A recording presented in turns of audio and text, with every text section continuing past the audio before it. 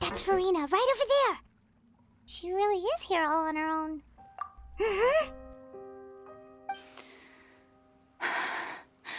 Should I just give up? This is all meaningless. What was meant to happen did happen after all. Everyone's dead. I'm sorry. I'm so sorry. Give up, Farina. There's no point in holding out. I'm sorry.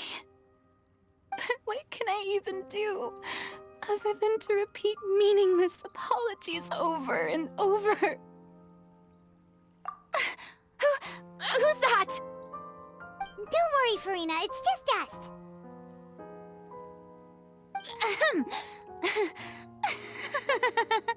So it is you, blonde traveler from another land. Why, I almost thought you were someone from that mob of my ignorant subjects, come to kneel and beg for my forgiveness. Farina, you were crying just now, weren't you? The tear stains on your face are obvious. What do you mean, tear stains? Oh, I remember. The show at the Opera House earlier this morning was so moving. I'm still trying to process it. Who did that uncivilized rabble think they were, disturbing my enjoyment of the arts? They even dare to tout their Archon. I must teach them a lesson. I can just imagine their twisted and frustrated faces once they realize that I'm nowhere to be found. Oh, and I'm sure Nouvellette and those people from the Maréchaussée Phantom are freaking out right next to them, too.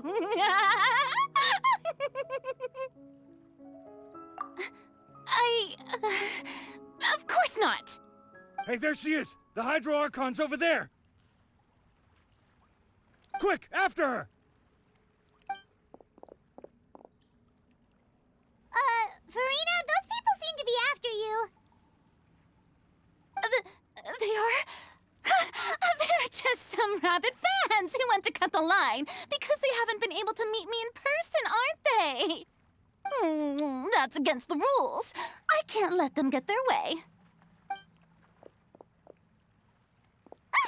Farina just ran off!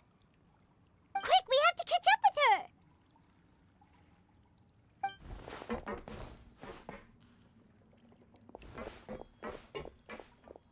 Oh my god.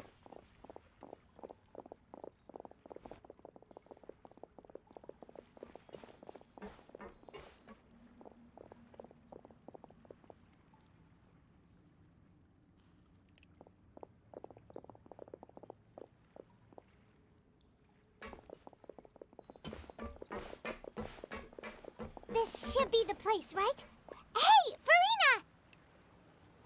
There's a good hiding spot over here. Quick, come to Paimon before the rest of them catch up to you. What is this place? Hurry, they're almost here. Fine. I suppose haste is warranted. Lead the way.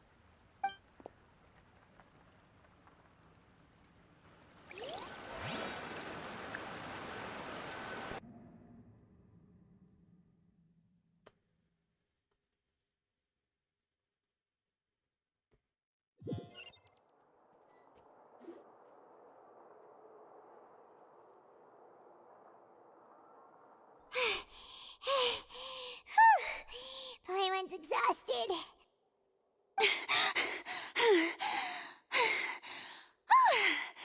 I'm so tired. I totally thought they had caught me. No, I mean, I merely gave in to the sheer enthusiasm they displayed.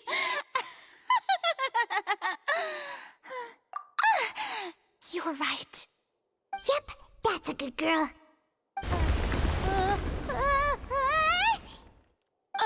What's happening? The ground's shaking.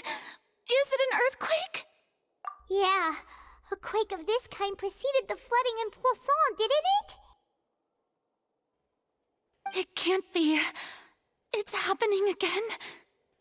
Well, there's no need to worry too much about that. Novelette's made some emergency plans, so the evacuation should go a lot smoother this time. Yeah, I hope you're right. But the people of Poisson, they've already...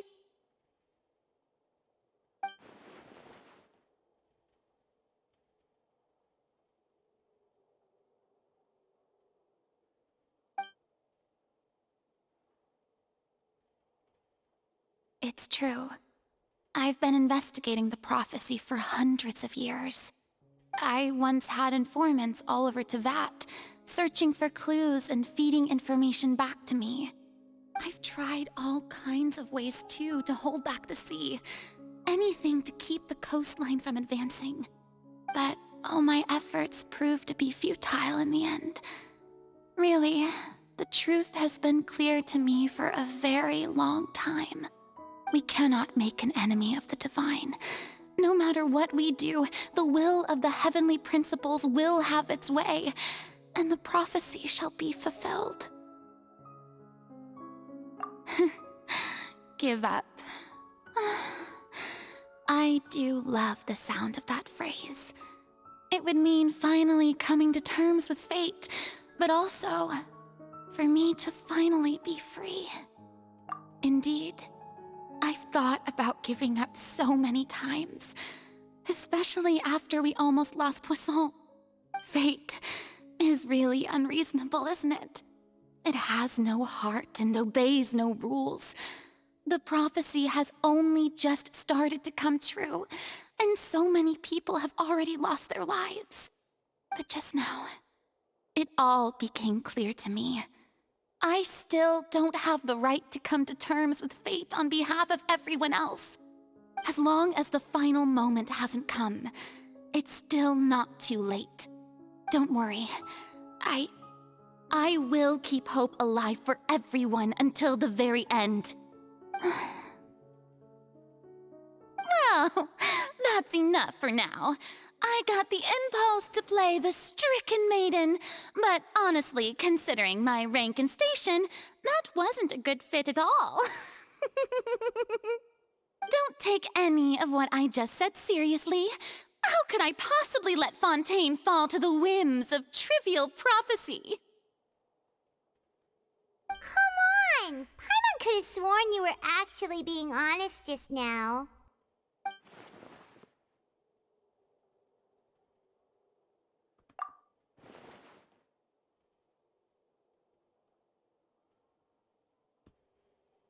Share my burden. That's impossible. It was fated right from the start that this would be my duty alone.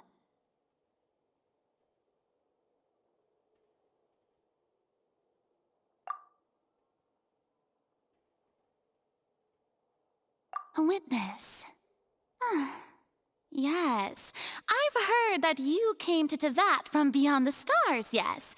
In other words, you never belonged here. And if Tevat is, in its entirety, a show on a stage, then you're just a spectator, aren't you? If that's the case...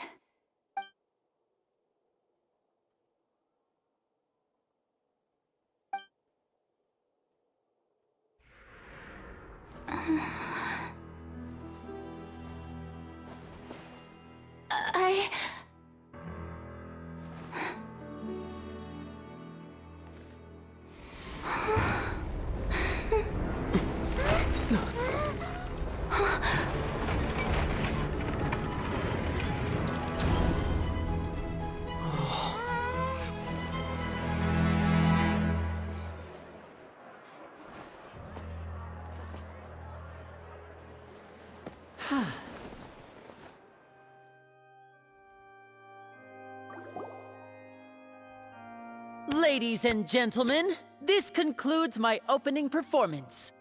Now, without further ado, we may proceed to the trial of our god. So, this is what it is. Yes, you deserve praise for the effort you took to raise the dramatic stakes. Do not forget, however, that I am Focalors, the god of justice, the embodiment of justice itself.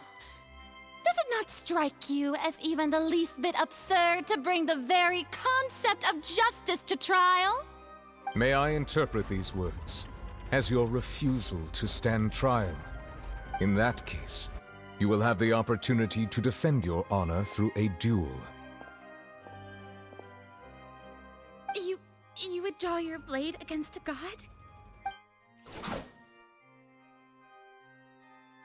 I see.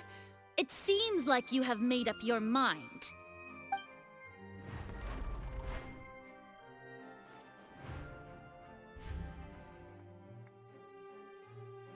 Paimon can't believe it. She just surrendered. What the heck is going on?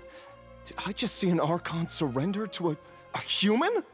Wow, how utterly humiliating. Lady Farina, what is the meaning of this? Shh!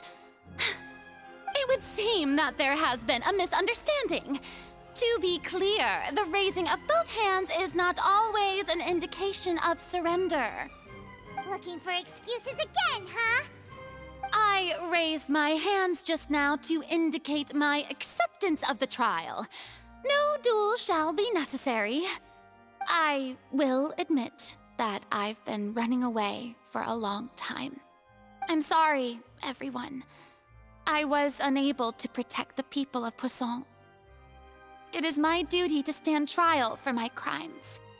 You are not the only ones to be disappointed in me. I, too, am exceedingly disappointed in myself. But now, it is time for the Hydro Archon to show you her courage and resolve.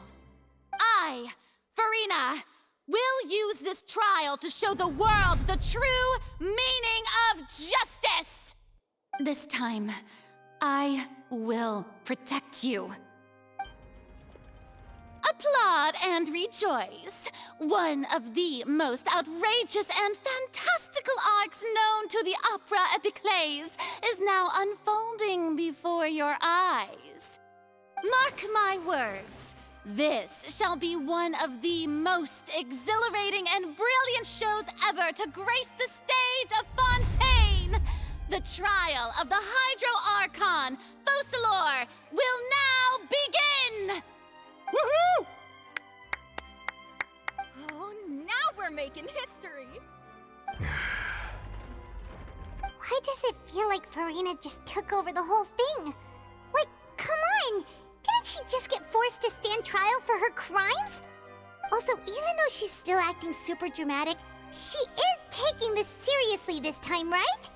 All right, then. Who will be my opponent in this trial? The court asks the prosecutor to please take the stand. Is that so? Very well. Then please speak, witness of Tivat, my accuser and fated opponent.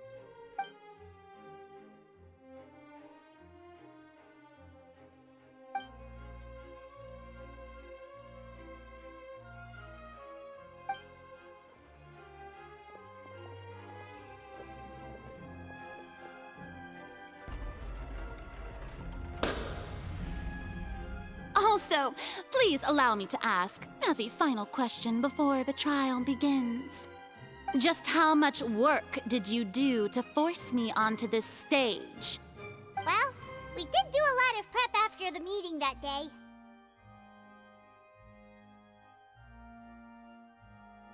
I can go over the tasks assigned to the Spina di Rosula, since they were rather straightforward and easy. Navia, the president of the Spina di Rosula. Most of the people who participated in the disturbance this morning were my subordinates. They changed into plain clothes and came to the Opera House as regular audience members, waiting for the perfect opportunity to incite insurrection against you. The people's resentment against their Archon has been building as more and more of the prophecy is fulfilled.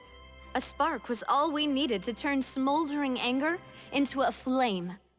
Moreover, according to our understanding and analysis of you, when something like that occurred, you would likely flee the scene and head to Poisson by yourself. So, we arranged for a second group to lie in wait there. So, you mean the ones who scoured the settlement for me were also from the Spina?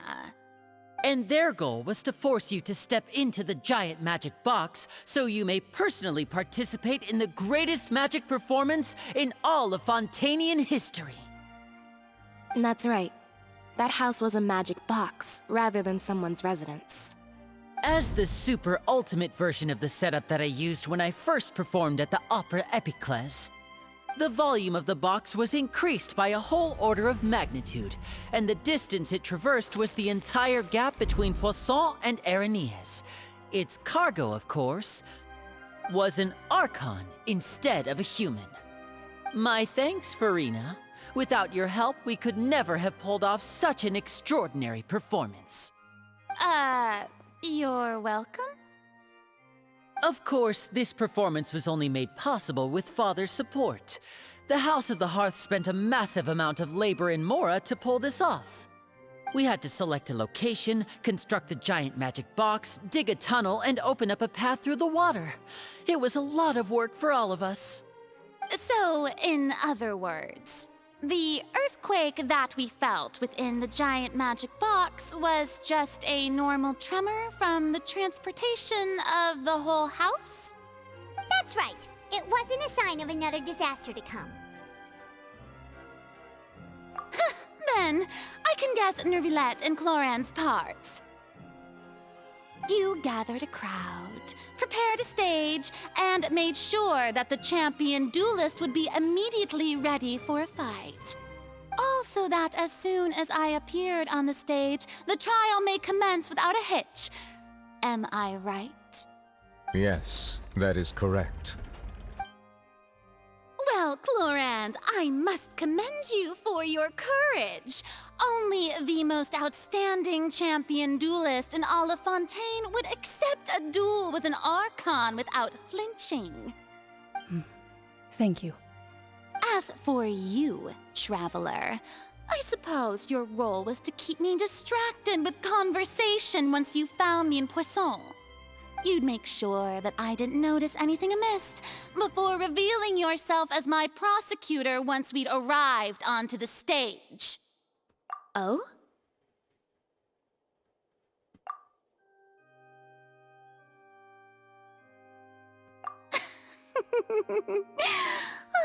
Is that so? Then I suppose I must have missed my final chance. It's fine. It matters not. What's done is done. The stage is already set, so there's no reason to disappoint the audience. Let's see this trial through to the very end.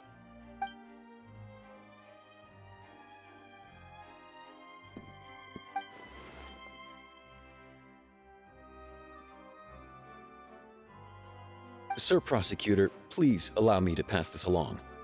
This is a document that Miss Charlotte applied for and received permission to share with you during the trial. According to her, it should speed up the proceedings.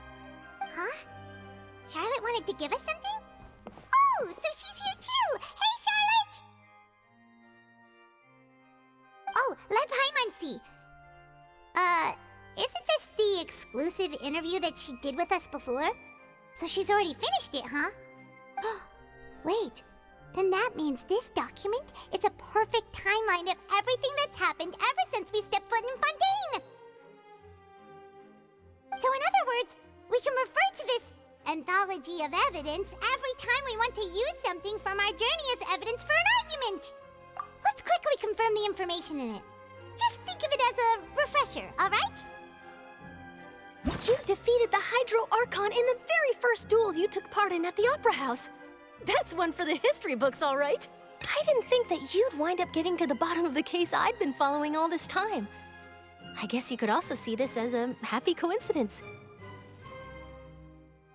This is the first time Monsieur Nervillette had a difference of opinion with the Oratrice. Even the Hydro Archon can't figure it out. A Fatui Harbinger. She's an extraordinary person. Her instinct must mean something. The fortress of Meripede was almost destroyed in a single day. That I didn't witness that scene personally will always be a source of professional regret, I think. According to Monsieur Neuvillette, both Child and that whale should have been in the primordial sea at that time. I nearly lost my awesome friend Navia. To be honest, that still gives me shivers. The words of someone as extraordinary as a witch can probably only be truly understood when something surreal happens to you.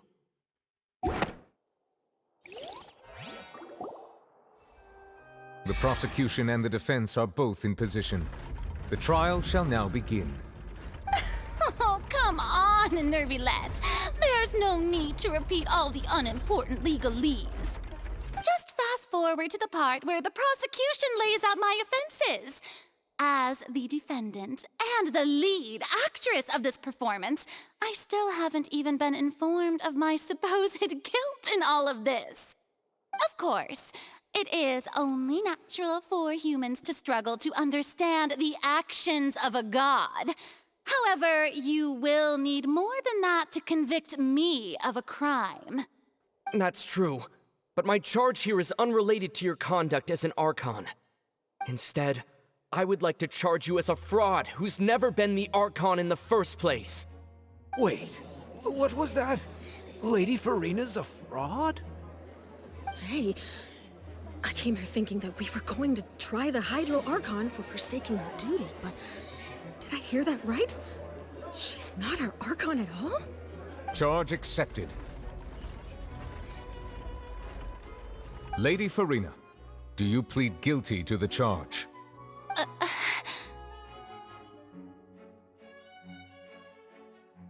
Lady Farina. I plead not guilty. How can I be guilty? There is no way that I, Focalors, otherwise known as Farina de Fontaine, a member of the Seven and the Regina of all waters, kindreds, peoples, and laws of Fontaine, could be anything other than your true Archon. Yeah, even though Lady Farina can be rather eccentric, isn't it going too far to doubt her very identity? Yeah, I've never questioned her identity either. Sure, Lady Farina can be super irresponsible, but what grounds does that prosecutor have to make such a huge claim? I have cause to believe that common sense will prevail in this case. Many of the members of the audience have known me as the Hydro Archon ever since they were born. There would be no fooling their memory. See? Even the Oratrice has decided to show me its favor. Are you sure you want to commit to a charge that will never be upheld? If you wish to drop the case, I can promise you as the God of Justice that you will not have to face trial for making a false accusation. We will treat everything that's happened as a dramatic spectacle and move on with our lives. What do you say to that? Huh. An argument with near impossible odds, huh? We have to not only refute Farina's claims, but also overturn the long-held beliefs of the people. Well, I tried to give you the chance to surrender. If you must persist, then let me ask. If you believe I'm not the Archon, then what manner of being do you think I am? And if I was not the Archon, then how did I manage to live for over 500 years?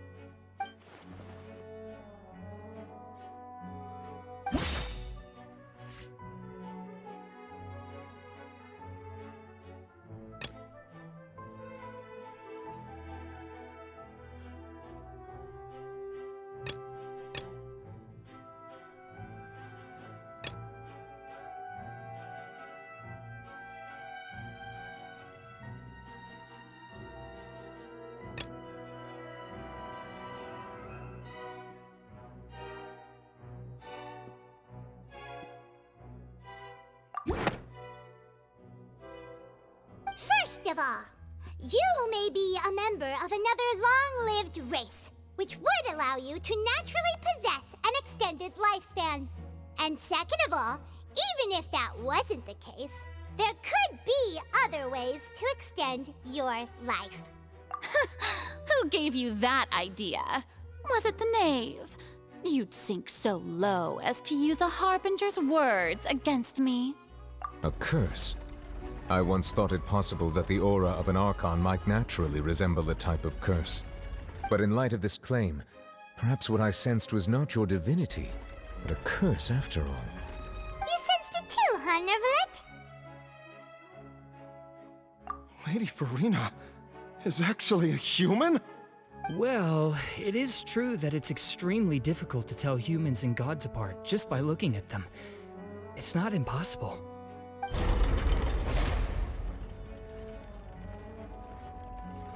Well, don't start celebrating too early now. Even if I have been carrying a curse like you said, how does that prove that I am merely a human being? Besides, everyone knows that the main difference between a human and a god is the possession of authority. Gods can do what humans cannot. That's why they're worshipped as gods. For centuries, manifestations of my authority have served the nation of Fontaine. One need only to turn their eyes towards the Oratrice Mécanique d'Analyse Cardinal in this very opera house, or consider the indemnitium that is used in every aspect of life.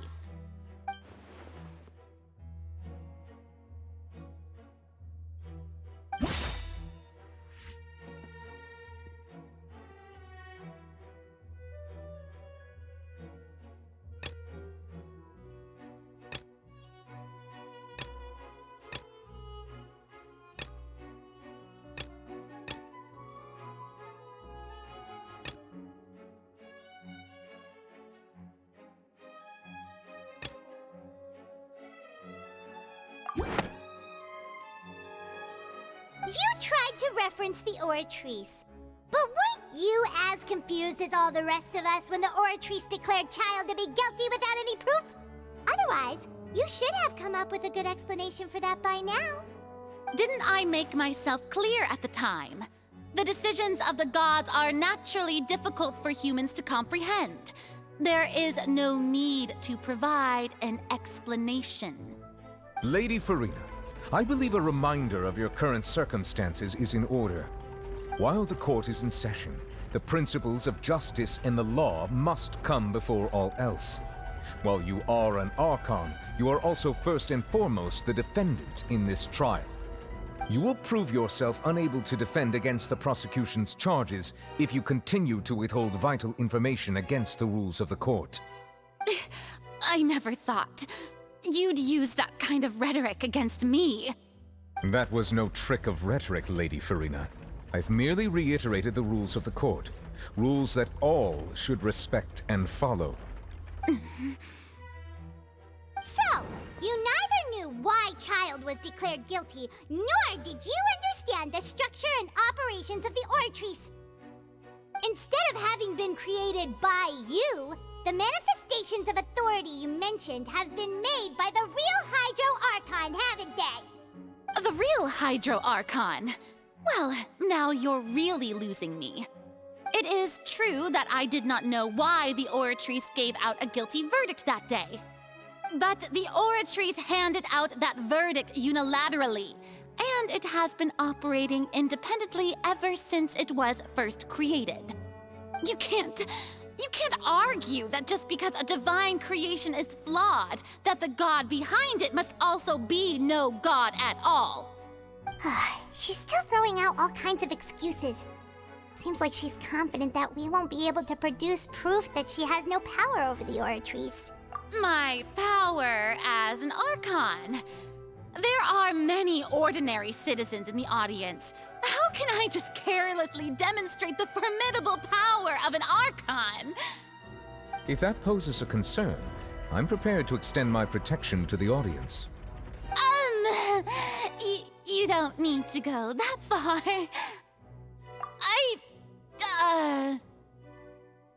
Aren't you the Hydro Archon? Or is it that you can't even wield the power of Hydro, much less the authority of a god? Indemnitium! Yes! It's all because of Indemnitium! all Archons derive their power from the faith of the people, and I've converted the people's faith in justice into indemnitium. Thus did I give up all of my divine power to provide everyone with energy for their daily lives. Have you ever seen a more magnanimous god? Isn't that a huge stretch? Yeah, no matter how generous an Archon can be, how could they give up all their power? Can a god with no power even still be called a god? It seems like nobody's buying Farina's excuse. Hey, come now, everyone. Please don't stare at me as if I was a liar. I'm still the same Farina you knew, right? The one that you loved. Shouldn't you want to believe in me? Please? You've got to believe me. If what the prosecutor said is true, she really has committed a grave offense. Did she deceive all of us? And all of our parents and grandparents too? And all of our ancestors? Ever since they were born? Enough. That's enough. Tell me then, if I'm not the real Hydro Archon, then who is?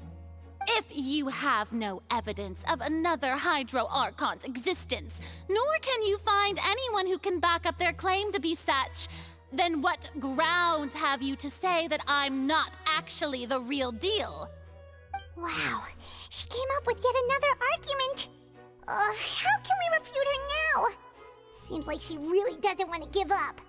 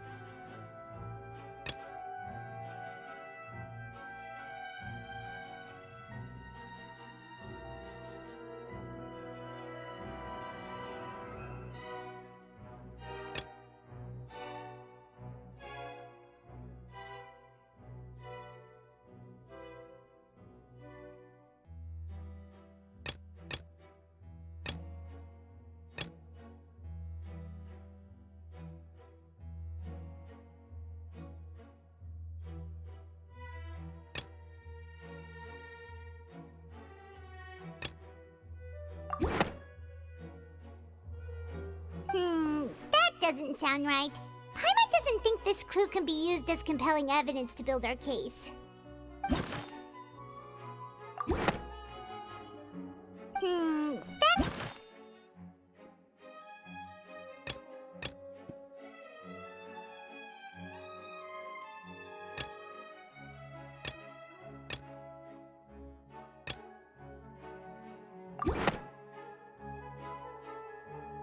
It has been established that all Fontainians can dissolve in water from the primordial sea. And that means... Since you insist on claiming to be a god and not a human, then there's a method that you can use right here and now to eliminate all suspicions of you being the latter. Miss Navia, please apply to serve as a temporary attorney for the prosecution before addressing the court. Though you act in partnership with the prosecutor, you must still adhere to proper procedure. Super sorry, Monsieur Chief Justice. I swear this really will be the last time that I'll speak out of turn. Now, I've brought some seawater from Poisson. As everyone knows, a massive flood struck the area not long ago, taking many lives, including those of some of my closest friends. So, Miss Farina, would you dare to touch some of this seawater? If we are to believe that you are indeed the real Hydro Archon, touching this seawater would have no effect on you. All it should do is strengthen your case. But if you don't dare to touch it, then we would have basically proved the reverse. Oh, and I must remind you that after the disaster at Poisson, nobody wants to see any more people dissolve. I do hope you'll act prudently and choose the simpler path of admitting guilt. Navia from the Spina di Rasula. The Spina has governed Poisson for many years. I guess her suggestion is valid. If Lady Farina is indeed just a human, she's probably Fontainian like all the rest of us. Would she really dare to try?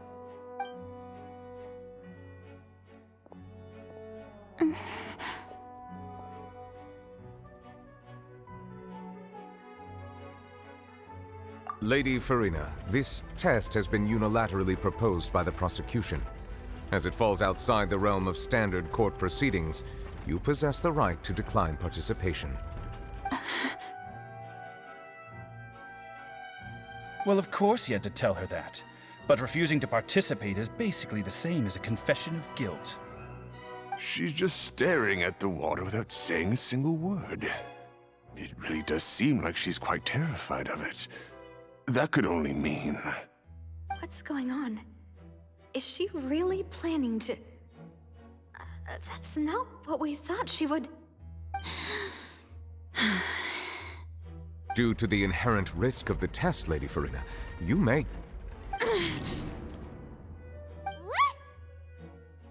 Hey!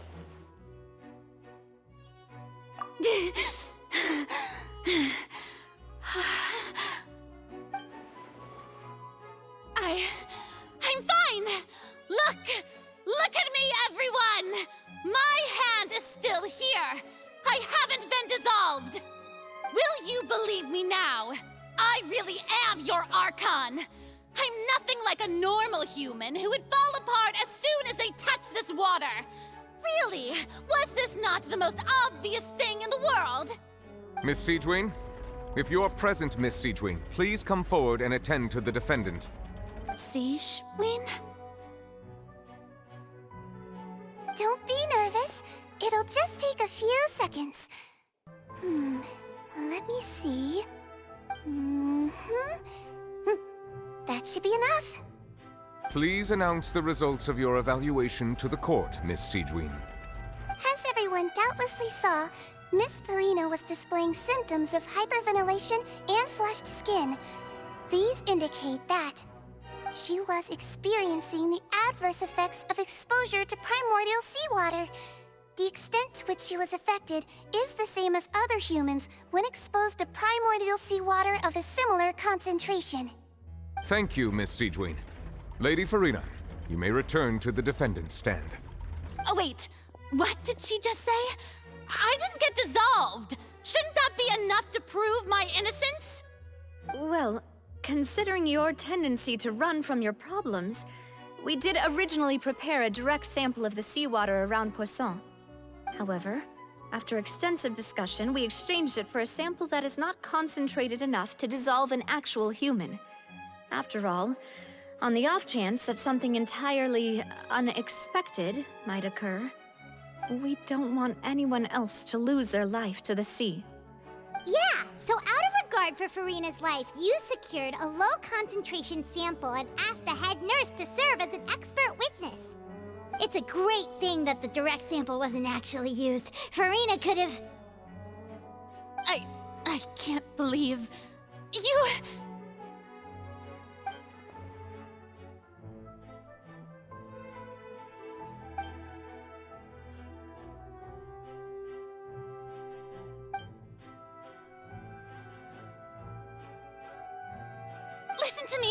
Listen to me, everyone! Please don't give me such cold and disdainful looks! What happened just now didn't prove a single thing! Think about it! How can you conclusively prove that an Archon can't also be affected by the primordial seawater? Also, if I was really just a human, why would I dare to just put my hand in that kind of water?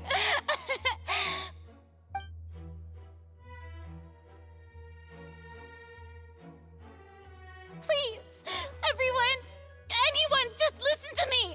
I swear, I really am your Archon!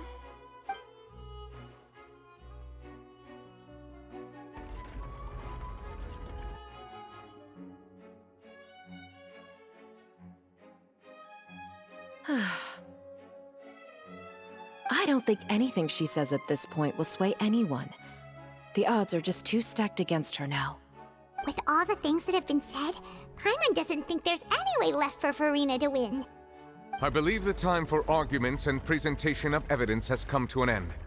If there are no objections, we will move on to the final judgment.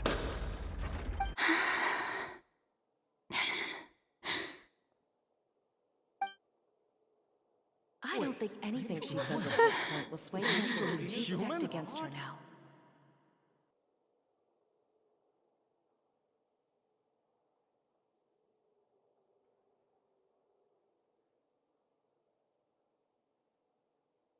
In my capacity as Chief Justice, I shall now render judgment on Furina's misrepresentation of herself as the Archon of Fontaine.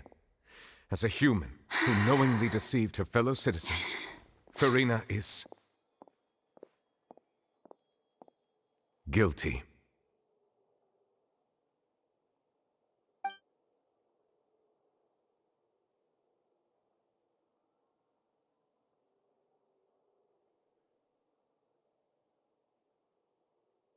We shall now turn to the Oratrice Mécanique d'Analyse Cardinale to render the final verdict on the charges.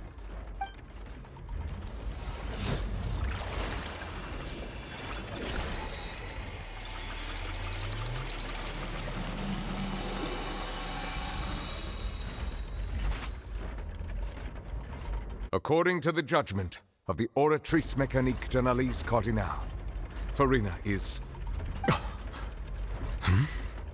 Well, what's wrong? What's the Oratrice's verdict?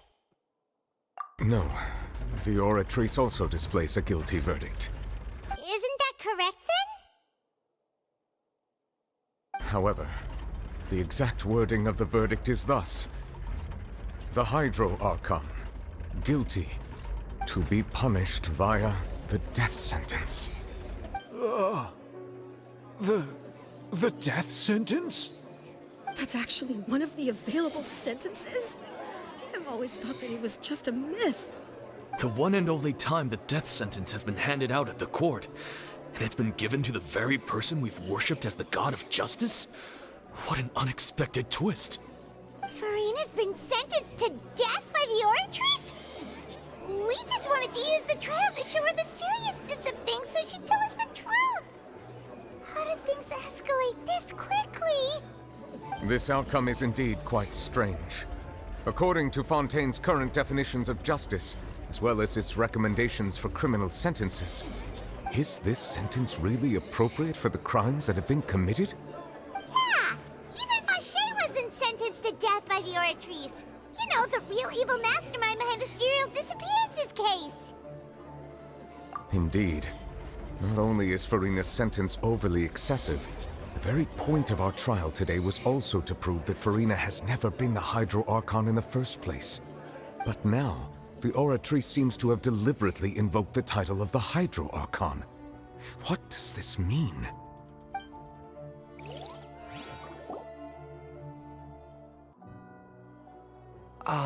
Excuse me, if I may interrupt. Is the trial still going? Fremine! You finally made it. I assume this means you've completed your mission? Mm-hmm. Any mission Father assigns to me will always be top priority.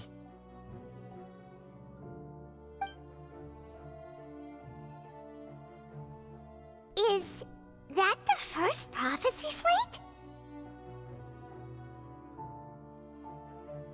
Huh. So the knave privately arranged for Fremine to try and find the missing slate. I looked everywhere and finally found it at the bottom of the sea. It took me a long time to get around some dangerous stretches of water.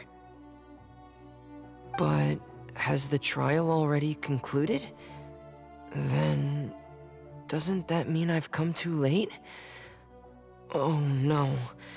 Father will be disappointed in me.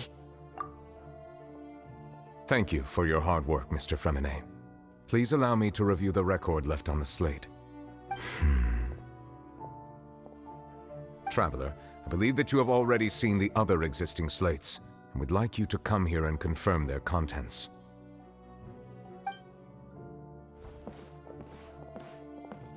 Huh?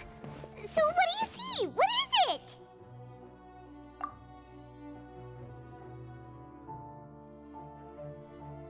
I believe I've now made sense of the Hydro Archon's crime. It has to do with Fontaine's lost history. Huh? Isn't the Hydro Archon just guilty of deceiving her people? Oh, wait, no, that's Farina, and we've already proven that she's not the Hydro Archon. So when you say Hydro Archon, do you mean the real Hydro Archon we've been kinda talking about? In truth, everything that you've encountered in Fontaine up until this point can be traced back to the contents of these stone slates. However, I'm uncertain as to how much sense they currently make to you. Okay, let's try to recall the contents of the other 3 stone slates. Paimon will do her best to help you remember.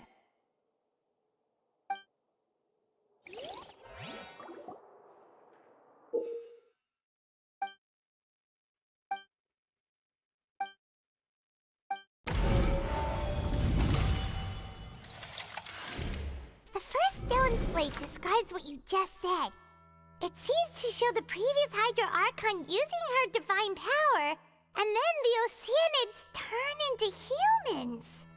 Does that mean that Fontainians are transformed Oceanids? Oh, Paimon wasn't expecting that.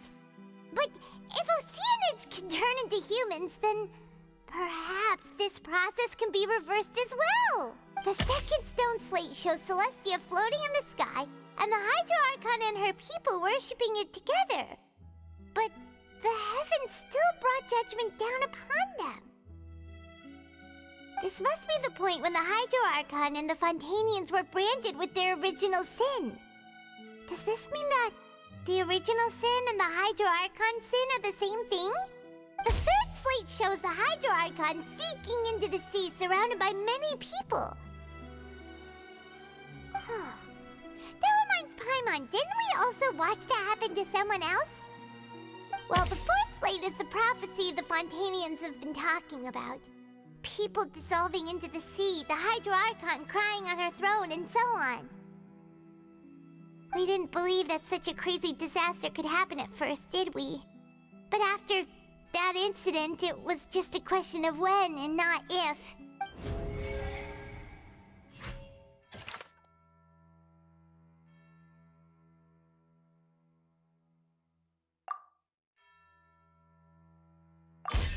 We know from the case of the serial disappearances of young women that Fontainians can be dissolved in primordial seawater, and the first stone slate tells us that long ago, the Hydro Archon used her power to turn Oceanids into humans. This might be the reason that Fontainians can dissolve.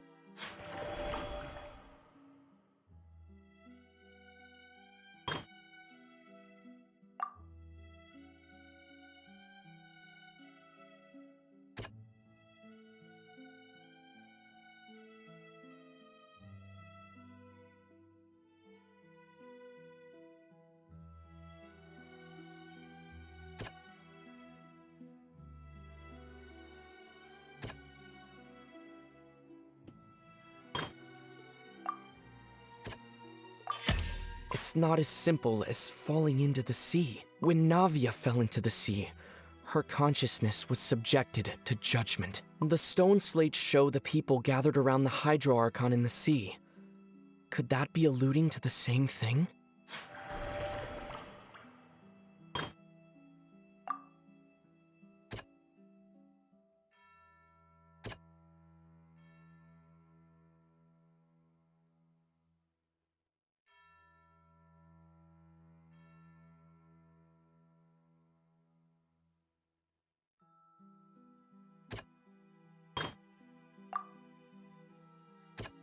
That doesn't sound...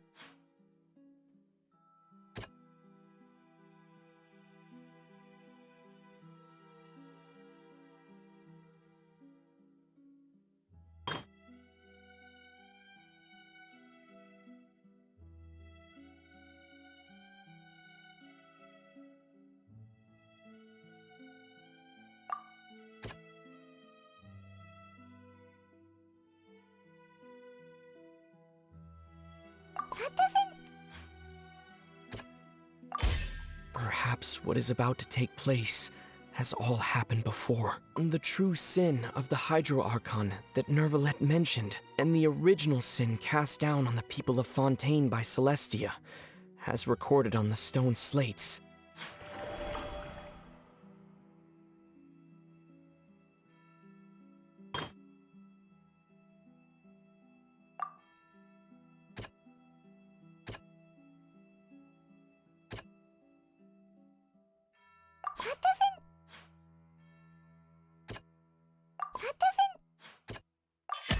The prophecy from the stone slates found its way into society, but not many people believed it at first. The fortress of Meropide was nearly flooded with primordial seawater, which we know can cause Fontainians to dissolve.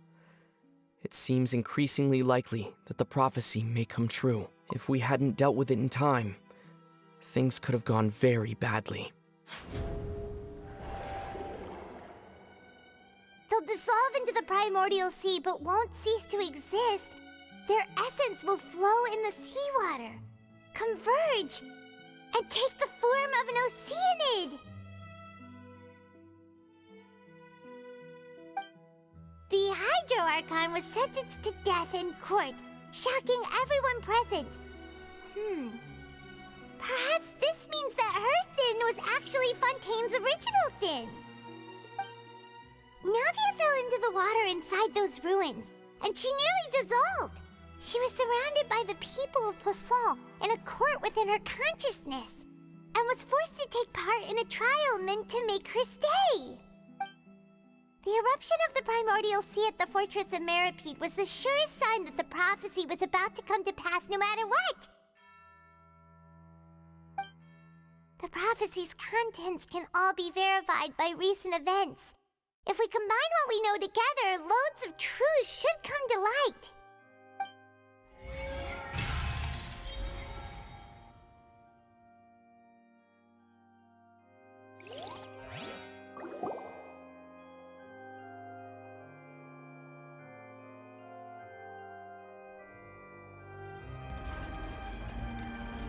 Huh? Oh, Paimon gets it now! So that's how you can make sense of it. But then it feels like we're going to have to share some truly shocking revelations. Let's hear them. Incredible. Linny, did you hear that? We're not real humans. All Fontainians were originally created by the late previous Hydro Archon, with Oceanids as their basis. The evidence for that can be found in how only Fontainians could dissolve in primordial seawater, and how all the girls Vacher dissolved were also turned into Oceanids. Oh, and according to Navia, when she was about to get dissolved, she also saw everyone gathered around for a trial, all of them in the shape of Oceanids.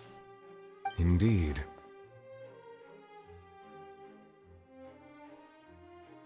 Yeah, and it follows from the content of the first slate that she probably angered Celestia by creating humans without prior permission. That could also explain why the Oratrice judged the Hydro Archon to be guilty. It's to account for that ancient sin. The Hydro Archon's true sin was creating us? And yet, after many hundreds of years, the Hydro Archon's creations have turned around to try to judge the Archon within the Opera Epiclese. The twists of history are often the most unexpected of all. Yeah, isn't the image here just like when Navia fell into the sea? So wouldn't it be trying to show the image of the Hydro Archon also falling into the sea once the prophecy has been fulfilled in the fourth slate? In the end, the people will all be dissolved into the waters, and only the Hydro Archon will remain weeping on her throne. Only then will the sins of the people of Fontaine be washed away.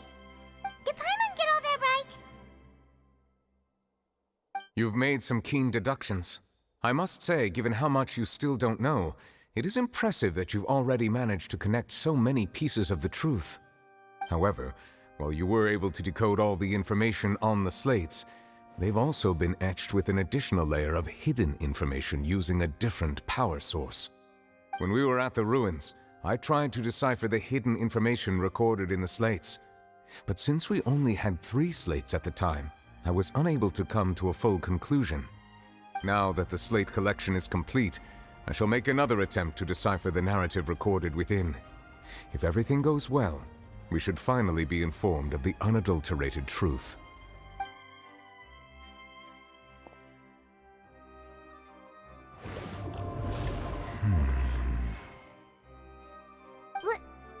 Well? Did you get it? I believe I should share this truth not only with you, but with all the people of Fontaine as well. I will try to briefly summarize it for you.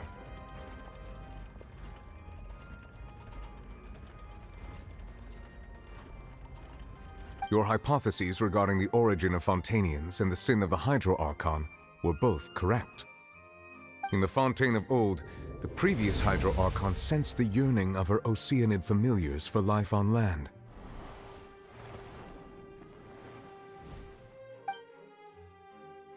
The Oceanids were enamored with the beauty and romanticism of human beings, and wishing to have those experiences for themselves, expressed to the Hydro Archon their desire to become of a similar kind.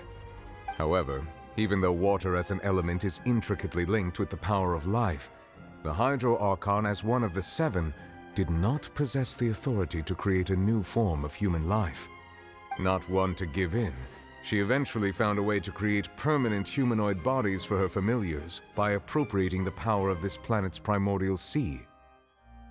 She poured primordial seawater into the Oceanids' blood vessels, creating humanoid mimics in the process.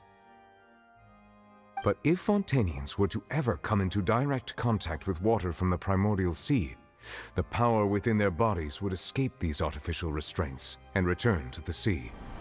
As a result, their forms would collapse, and they would be reverted to their original forms as Oceanids. Of course, the Hydro Archon never received permission from the heavenly principles to create a new human race. And thus, the Hydro Archon and all of her creations came to shoulder the original sin of appropriating the power of the primordial sea. That is the true history of how the people of Fontaine first came into being. So we were all Oceanids before we turned into human beings? That's way too much information for me. I think I'm just going to pretend that I never heard a single thing. Wait, but if that's the truth, we can't let the Hydro Archon be sentenced to death. After all, her only sin was creating us.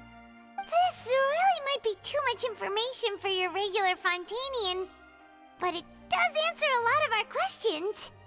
Alas, your hypothesis regarding the 3rd and 4th stone slates was inaccurate. The slates' respective positions are, in fact, correct.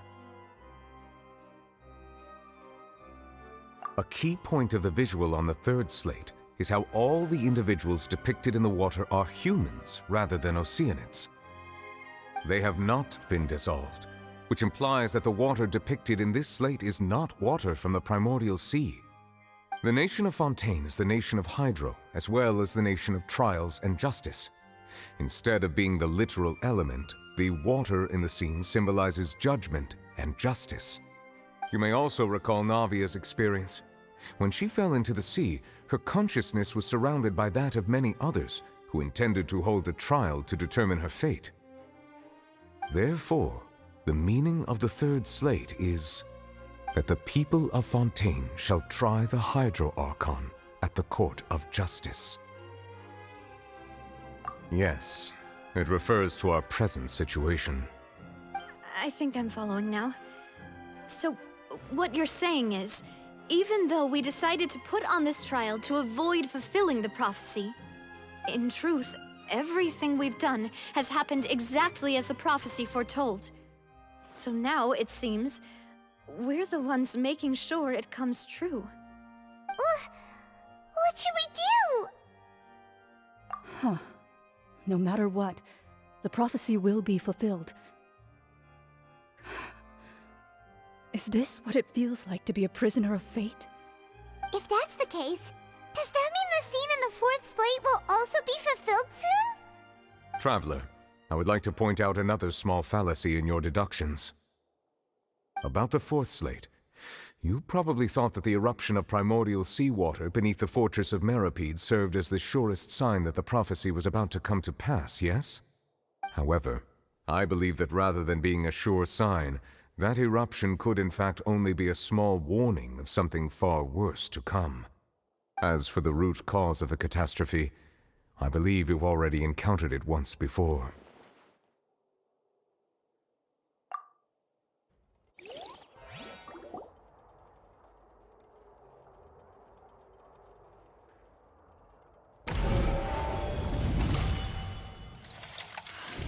This eruption was just a small warning of the things to come. We must find the root cause of the disaster.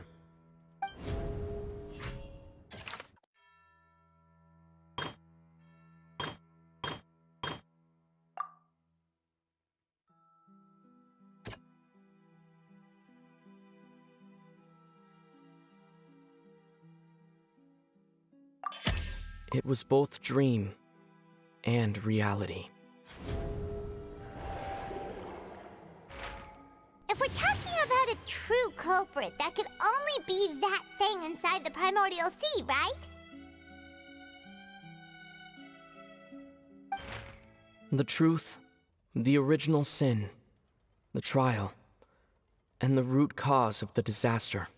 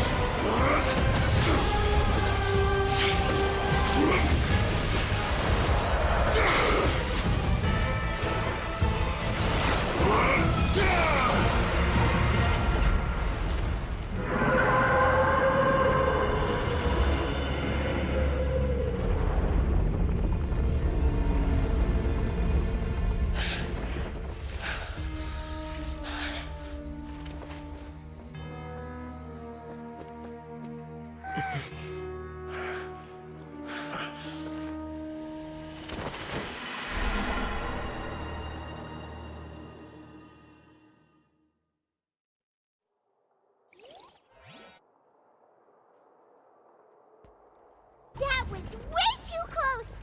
How did that thing just burst into the Opera House?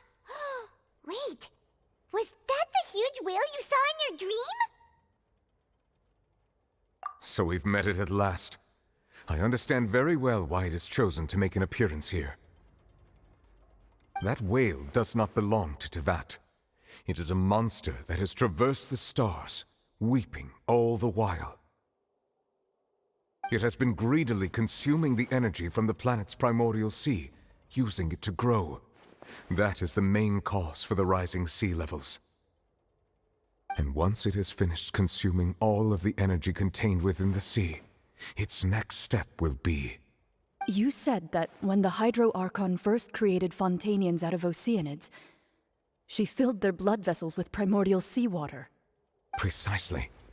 That whale finds the blood of Fontainians nigh impossible to resist. Therefore, when it left the primordial sea, it decided to make its next stop a packed opera house full of food. Food in the form of Fontainians. We just barely managed to push it back, right? In that case, won't it come back to target the people again once it's managed to recover its strength? That is correct. Indeed, it is more accurate to say that we should thank that Harbinger for buying us some time. Without him, The whale would have likely come onto land far sooner. From the way he looked, he must have been fighting the creature for quite a long time. That battle maniac. We've always known that he had a special connection with that whale, but we definitely didn't expect it to help us out like this. Anyway, now that we know that this whale is the actual cause of the disaster recorded in the prophecy, all we need to do to stop the prophecy would be to find a way to beat it up, right? It is too late. It had already absorbed too much of the Primordial Sea's energy before we could notice it. At this point, it has become practically integrated with the sea itself. Even if the entirety of Tevat were to be destroyed, it could still survive and swim off towards some other world. That's not something I will accept. We've already done everything we can, and we even found the true culprit. We've come so far. You can't just tell me that the last hurdle is some impossible foe. That's just not fair. Indeed, that's not how a grand performance should end. I'll fight it to the end, no matter what. So the prophecy will be fulfilled no matter what, huh?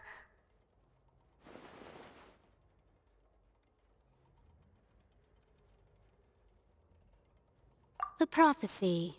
Yes, what has been prophesied will be fulfilled.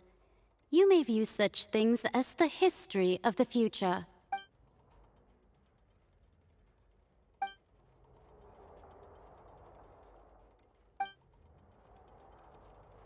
Just as prophecies are usually only the future as seen from the perspectives of the gods, could things be happening in hidden corners where the gods' gaze does not fall? Ultimately, fate shall serve as your only guide, no matter what will happen in Tevat's future. All you need to do is to play your part.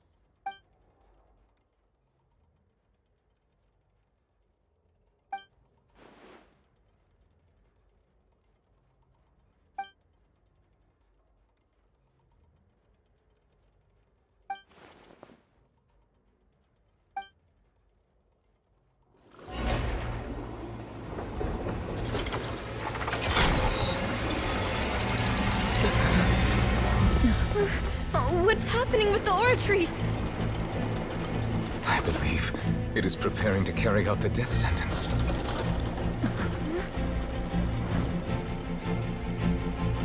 Farina!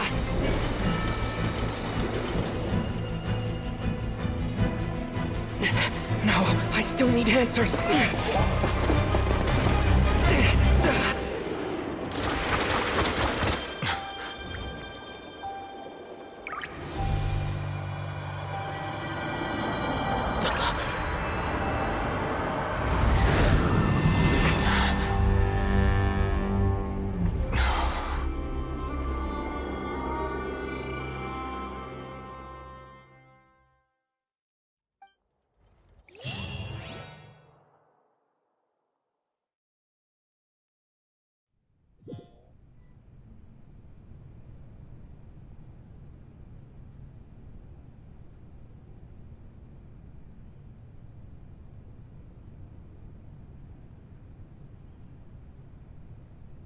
You...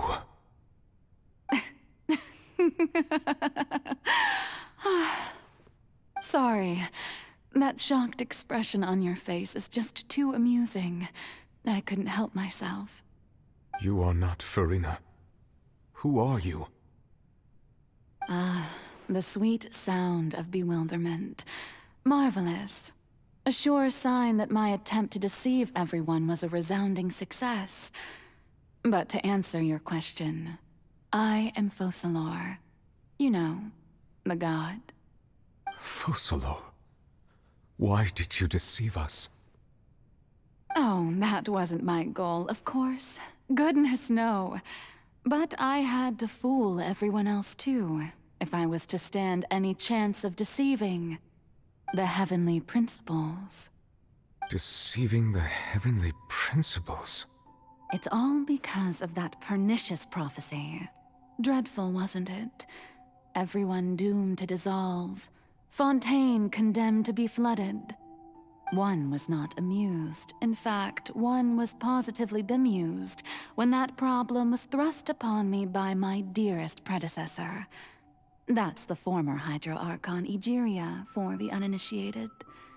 It hardly gets more disastrous than a preordained national catastrophe, now does it?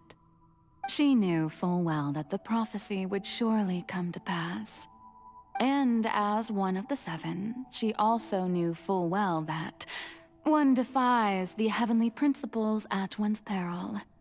So yes, as you have no doubt surmised, it was a rather impossible situation that I found myself in. I spent a terribly long time mulling it over, alone on the ocean floor. And I was almost growing barnacles by the time I finally realized there was only one possible solution to this confounding conundrum. I had to outwit the heavenly principles, allow the prophecy to be fulfilled, ostensibly at least, while saving everyone at the same time. I'm a genius, I know. I can only assume that's why Egeria chose me as her successor. Although, looking back now, it was hardly the inheritance one dreams of. Between the task of saving the nation, the quotidian duties of the Hydro Archon, and not to mention the original sin of creating a new race of humans, I dare say she left me quite a colossal mess to clean up. But one can only play the hand one is dealt. I did not choose this, any more than I chose to be one of her Oceanid familiars.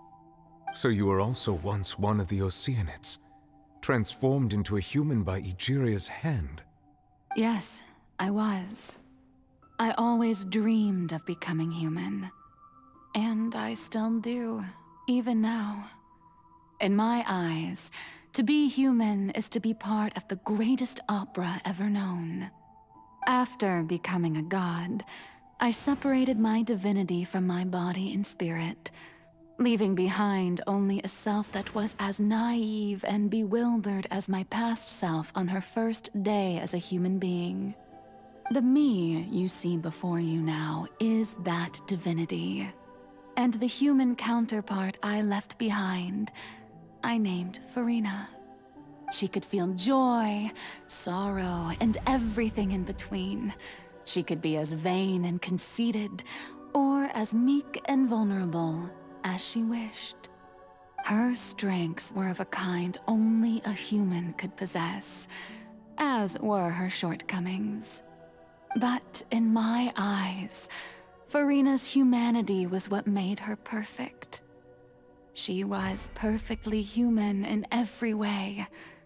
The person I always wanted to be. Anyway, so then I cursed her. All part of the plan, of course. The plan to deceive the heavenly principles. Do you still remember the final scene of the prophecy? The Hydra Archon alone, weeping on her throne. In order that the prophecy might appear fulfilled, I invited Farina to be an actress, to play the part of the Hydro Archon in the prophecy. Under the curse I placed on her, so long as I, Focalors' divinity, continued to exist, she could not die. But nor was she free to live her life in the pursuit of happiness. Instead, she was forced to take the stage in the opera house, to embrace the role of leading lady, to forever play the part of the god from the prophecy, all to create a deceitful appearance of that prophecy coming to pass. I suppose now you probably understand why your court is called the Opera Epiclese. But Farina is only human, isn't she? Even though she has had a long life, her mind is no stronger than that of any other ordinary human being. I cannot begin to fathom what she has had to endure.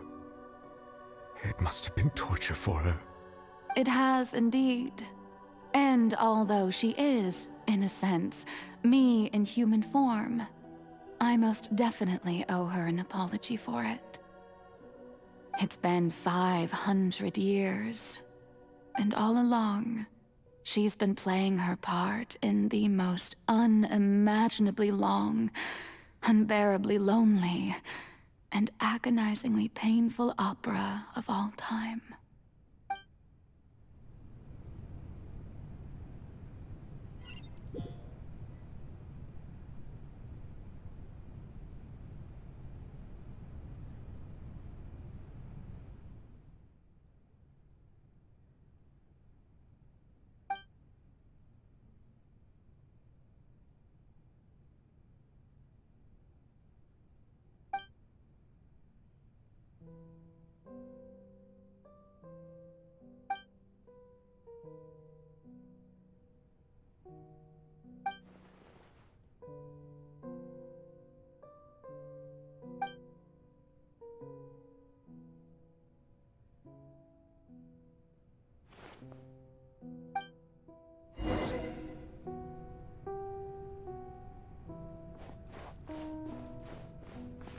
Here you are.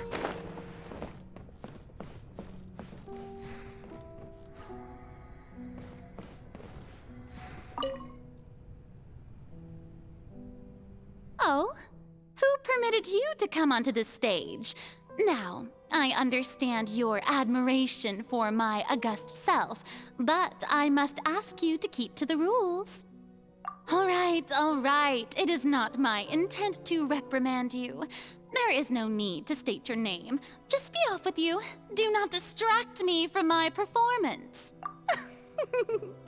Oh, do not jest. Can you not feel it? I am Focalors. The eyes of countless Fontainians are upon me.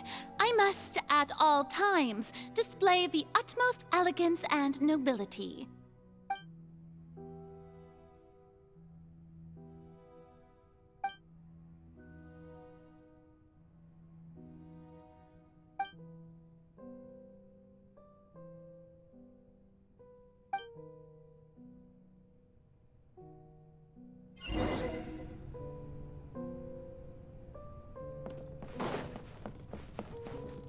Dear audience, the performance is experiencing a technical difficulty, but worry not. The guards shall resolve it soon enough.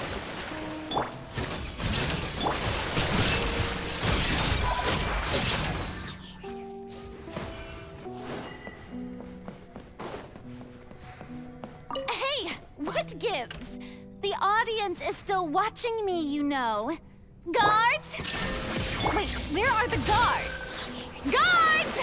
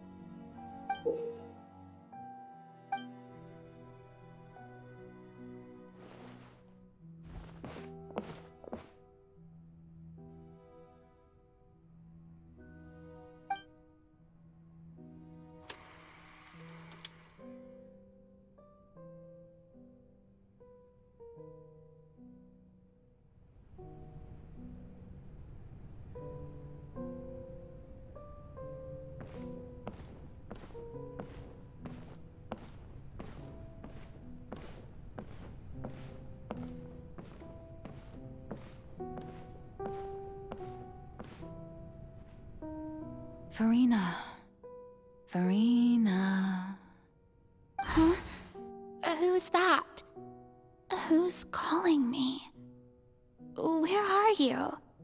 Be not nervous. Be not afraid. I am before you. Wait a moment. You're near me? How can this be?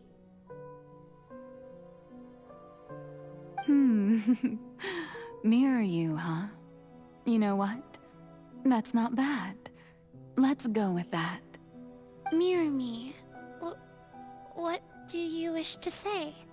The prophecy. Have you heard of it? What prophecy? Wait. I know. I think. I don't know why, but it's in my head somehow. The people will all be dissolved into the waters, and only the Hydro Archon will remain, weeping on her throne. Only then will the sins of the people of Fontaine be washed away. Oh, very good. You know it well. What's going on? I can't seem to remember anything clearly. The only thing I know for sure is this prophecy. Will it really come to pass? Yes, it will. And that is why I've come to you. Disaster will come to Fontaine sooner or later. Things will develop just as the prophecy declared. There is no escaping it. But doesn't that mean everyone will die? I'm a Fontainian just like them. Will I dissolve too? Oh, don't worry.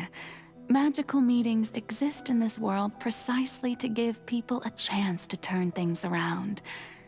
It is the reason why you met me today. I will tell you how to save everyone, but you may have to suffer somewhat.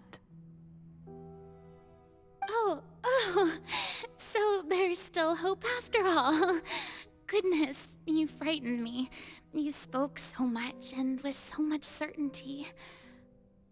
As for the suffering, well, I will admit that the first thing that came to mind was, why do I have to be the one to suffer? But if the prophecy will come true, I'll also die anyway, right?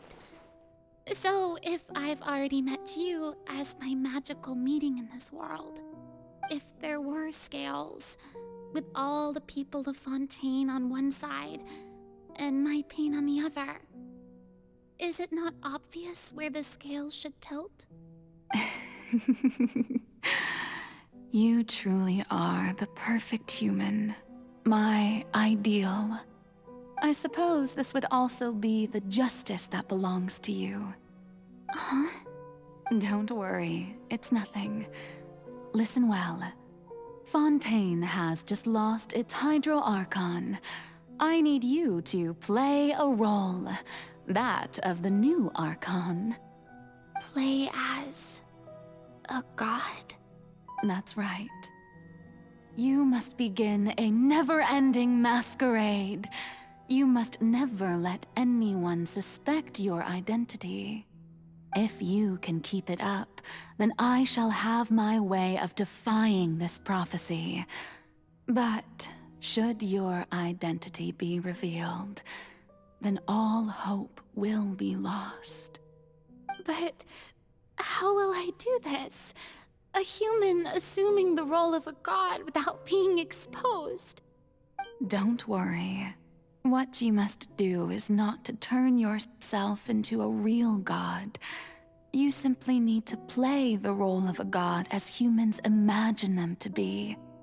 Being a human yourself, I'm sure you already know what such an entity would be like. Remember, your true challenge will not be pursuing divinity, but contending against humanity. I'm still not sure I understand, but I'll try. I'll try to do this. So, how long am I going to have to play this role? To accomplish this mission, you will have to stay on the stage for many, many years. You will endure and not grow old until your task ends. But I promise you, all will eventually end in a magnificent and dramatic trial, and everyone will be saved. A trial, huh? How exciting. I'll be looking forward to it.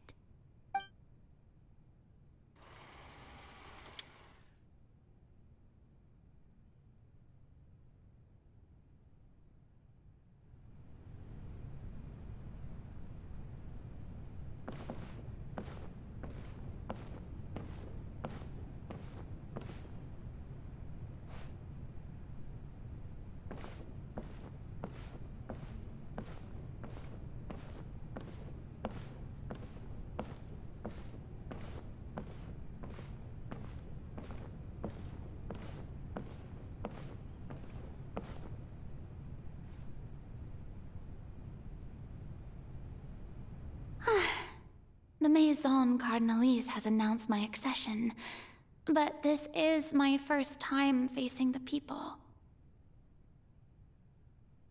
What should I say to most appear like a god? To be honest, I still don't know. Perhaps I should first try to act natural.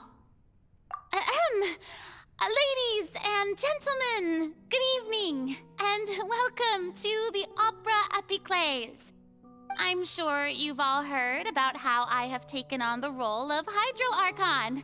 Indeed, I am Farina de Fontaine, your new Archon. In truth, I know little about becoming a nation's new god, but it will be my honor to guide you all.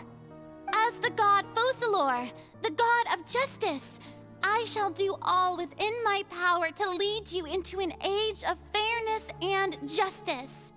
Once again, thank you all for coming. If you should have any questions or suggestions, please send them to the Maison Cardinalise. The future of Fontaine will require us to work together, after all. This should do it. I thought I might stammer, but thankfully, I was able to convey my thoughts just fine. Okay, and next. That's the new Hydro Archon. Is this some kind of joke by the Maison? I would have thought that a being that surpasses humanity would be a bit more assertive. Hey, did you hear that? She even told us to send her suggestions there at the end. Shouldn't gods be all-powerful? She's being so modest. What's the difference between her and an ordinary person, then? If you ask me, perhaps the succession didn't actually happen. She might just be a Maison back puppet. Wait, what's going on? Why is everyone suspecting me of being a fake? Oh, this is bad. If I get exposed here, there'll be no saving the people from the prophecy. Right. Mirmi said that I just need to play the role of a god as humans imagine them to be. Calm down, Farina. Think. What do the people want? How would they imagine a god to speak and act? Assertive, with a strong sense of presence. One who can dispel all doubt. That is the character I'm fated to play.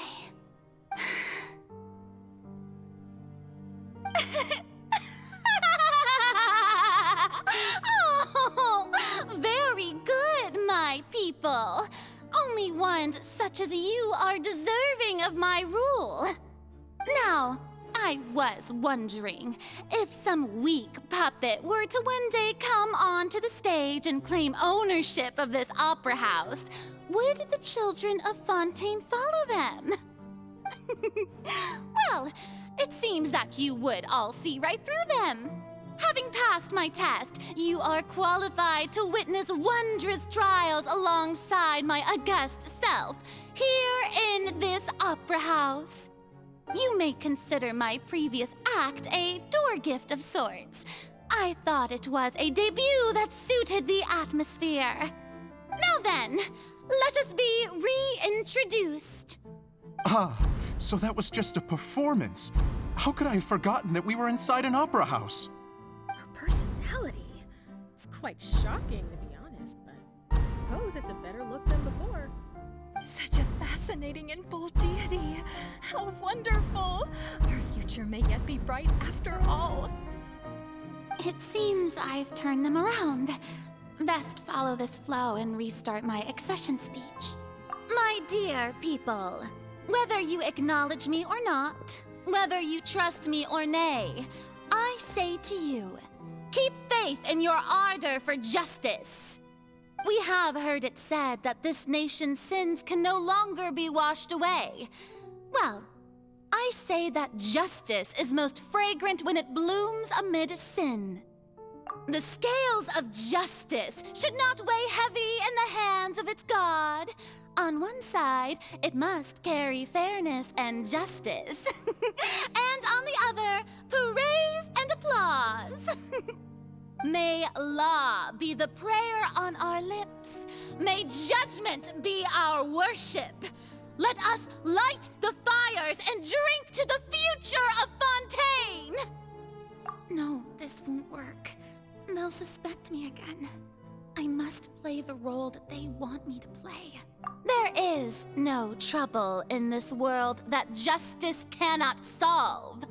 All that is needed is for you, my people, to believe in it, heart and soul. So long as I, the Archon Focalors, stand within the Opera Epiclese, so long as I stand before the Oratrice, I shall even judge the gods of this world!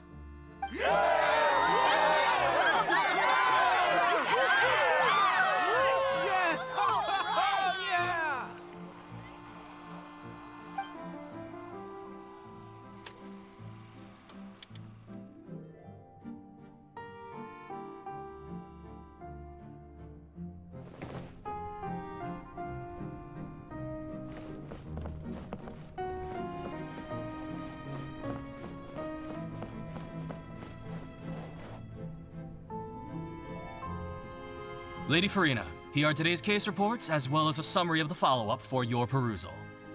Come now, was I not just at the Opera House in person? Leave these kinds of things to Neuvillette. Besides, none of these trials were the one that I'm looking forward to the most. If I may be so impertinent, what kind of trial are you truly looking forward to?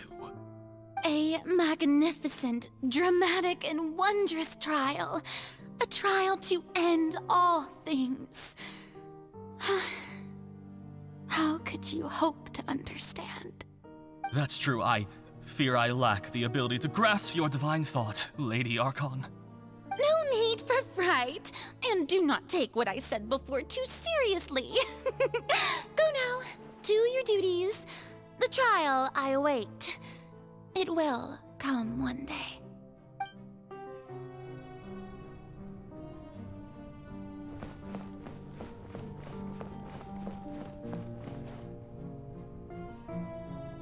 Lady Farina, I don't know what to say. Thank you for agreeing to see me. No need to thank me. Or rather, thank your own sense of perseverance instead. Long have you stood in line to meet me, have you not? Oh, I'm afraid that's just an inevitable consequence of my divine charm. All right, Deoteria, is it? How is your son's illness? You remembered me, and you knew of my family, too. He is doing much better now. In fact, he is far more of an ardent believer than I. He was the one who forced me to seek an audience with you, and to bring your words back to him. Oh, good. Very good. If this should happen again in the future, please do not hesitate to come and tell me.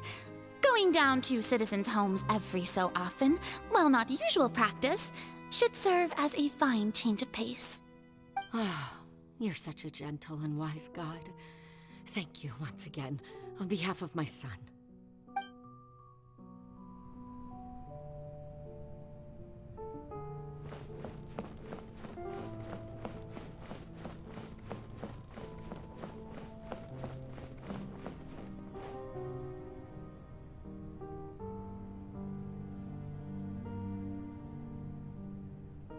Lady Farina, here are the latest hydrological reports.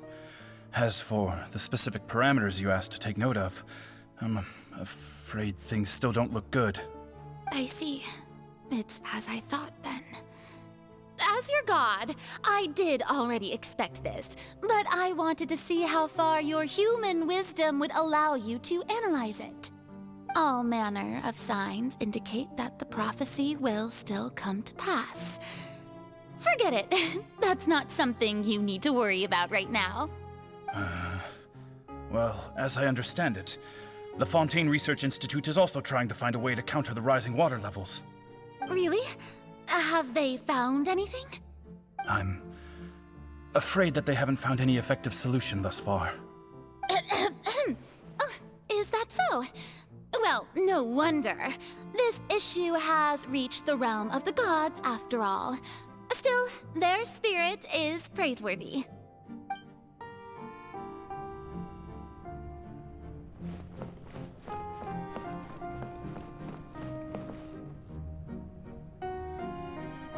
The day is finally over.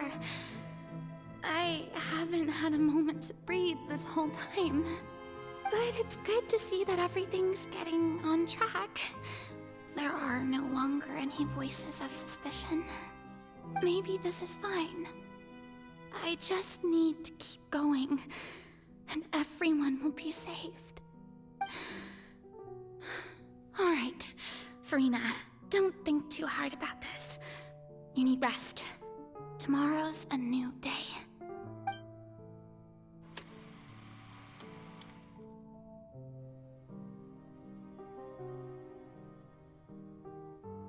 Lady Farina, here are the new trial reports for the latest cases, as well as a summary of the follow-up. There'll be no need for that. I've seen them already. There's no need to go back over scenes I've witnessed in person before. Lady Farina, I've waited so long for this chance to see you in this manner. Indeed, my dear, loyal citizen. This joyous moment is an honor for us both. Lady Farina, we're detecting significant hydrological anomalies near Poisson. Understood. Keep monitoring. Keep me informed should anything come up at the Institute.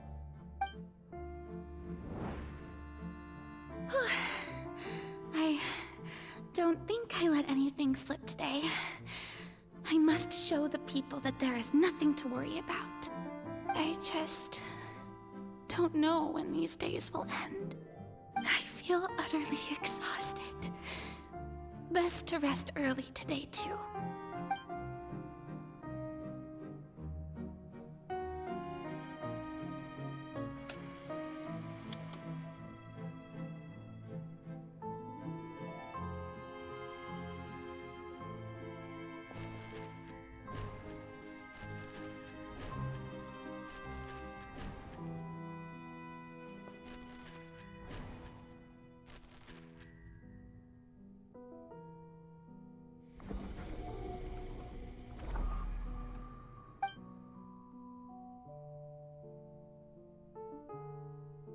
Lady Farina, it's like a dream being able to speak with you up close like this. I've heard that the first member of our family who was honored to receive an audience with you was Madame Dioteria, almost 20 generations ago. And what a fine family yours is indeed. It brings me great joy to meet such a faithful believer. A descendant of a line most ardent. Surely you exaggerate, Lady Farina. My lady? What is it, good citizen? Oh, are you crying? Uh-huh. Oh, really now? I didn't even notice. This must be the overflow of hydro from my person. Well, can't quite help being the god whose dominion is the waters, can I? No wonder. No wonder. A manifestation of your power, then. Oh, Archon, I am honored to have witnessed it. Honored indeed.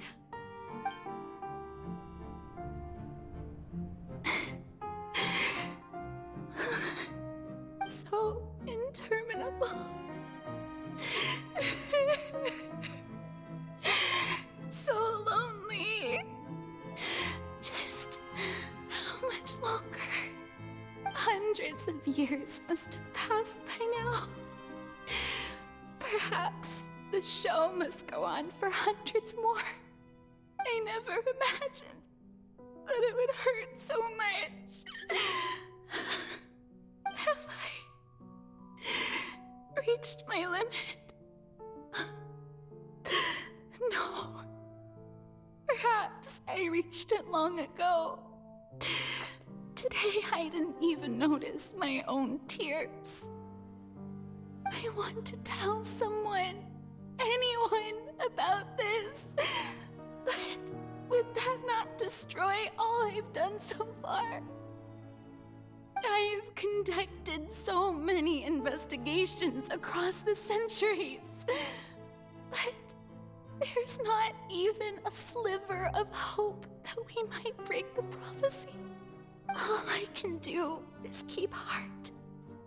I must maintain this act. It is the only way to save Fontaine. Please, mirror me. You have to succeed.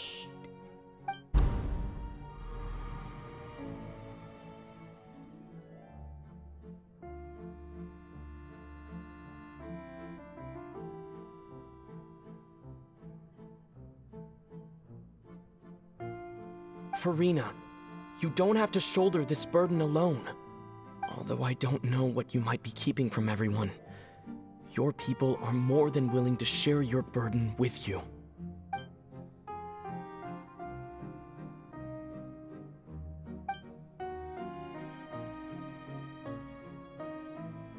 Share my burden. That's impossible. It was fated right from the start that this would be my duty alone. But even if your burden doesn't need to be shared, you can still choose to confide in someone. Just share it with me. I'm what you'd call a witness. A witness? Yes. I've heard that you came to Tevat from beyond the stars, yes. In other words, you never belonged here.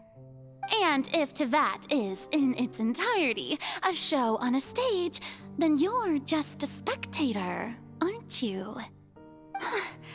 If that's the case... He's right. I could confide in him, couldn't I? But if things don't play out as expected, the people of Fontaine will be the ones to pay the price. No, Furina. You shouldn't be selfish. But what if it's really alright? Furina, you've worked so hard for so long. Surely it would be okay to put yourself first for once. Just this once. Is it such an outrageous thing to do anyway? To find someone in whom you can confide your frustrations and sorrows? Surely it could not hurt. If you let this opportunity slip through your fingers, it might never come by again. Think about it long and hard.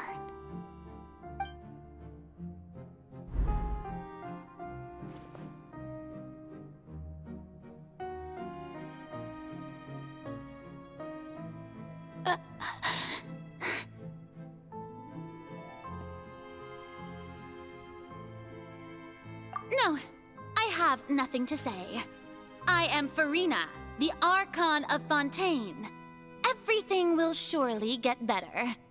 All you need to do, dear spectator, is to witness my performance until the curtains fall.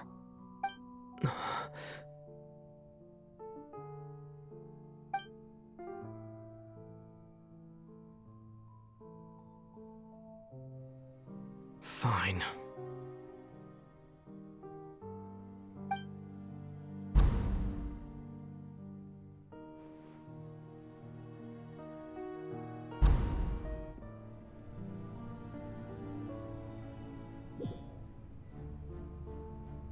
So even Farina doesn't know the truth? You've never once let her in on the full plan? Yes, it had to be done. To deceive the heavenly principles, you must first deceive yourself. She did very well. If she had let her resolve falter even once in these 5 centuries, Fontaine would have been doomed to the most tragic fate. It seems that trusting humanity was the right decision after all. I believe that I understand how your deception works, but that is only half the truth, is it not? How would you build on this foundation to save the people of Fontaine? That is the most important thing. Ah, good. Of course, the Iudex of Fontaine has pinpointed the crux of the issue. I'm sure you've long sensed that the Oratrice is no simple machine, yes? I've always suspected that it had its own consciousness. And Linny did mention that he heard a human voice within the core chamber. It now seems that that person was you, hidden within the machine all along. Am I right? And then I became one with the Oratrice, taking Fontaine's gnosis with me. Yes, it would seem so, wouldn't it? Alas, your understanding of this device still lacks sufficient depth. In truth, it is no enactor of justice. It is, in fact, a device created to kill the god of justice. I beg your pardon? Oh, you have it. And to be more precise, not only will the Oratrice take down the god of justice, it will also take down the divine throne upon which she has been placed. I mean, did you think I would be the sort to enjoy peaceful repose while Farina suffered? My work over these last 500 years has been to constantly accumulate indemnitium within the Oratrice. But really, some have already discovered that only a small fraction of the energy generated by the device was ever used to provide power to Fontaine. The vast majority had to be, accumulated to enact this death sentence. It was all a part of your plan, then? Both the trial and the sentence?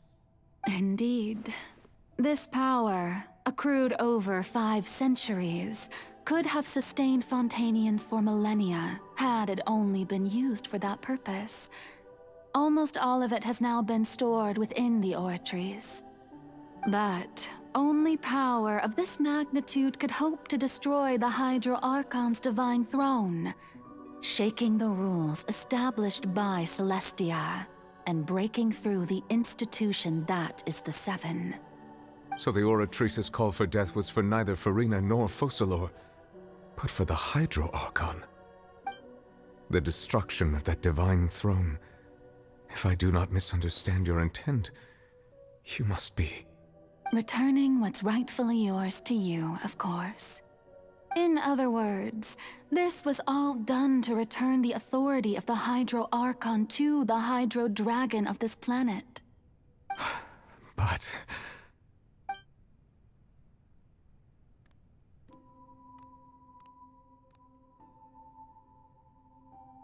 Oh, what?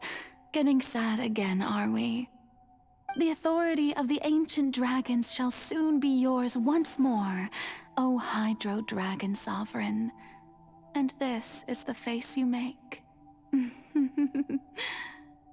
All you've done throughout the years is just so you can sacrifice yourself at the very end.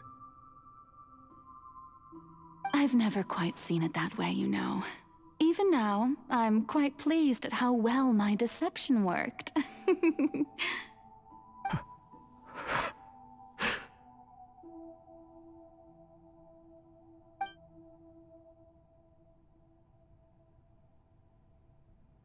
Hydro Dragon, don't cry.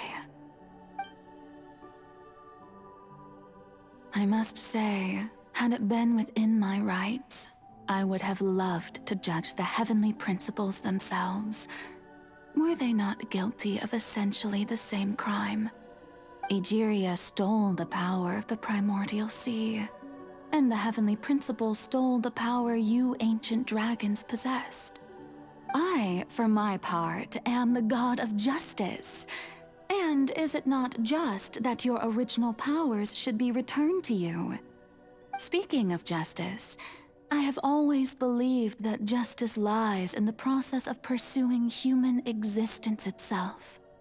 So, if the theft of the primordial sea's might was Fontaine's original sin, then, leaving matters of procedural right and wrong aside, the descent of the Fontainians as humans and their right to exist in this world would be Fontaine's original justice.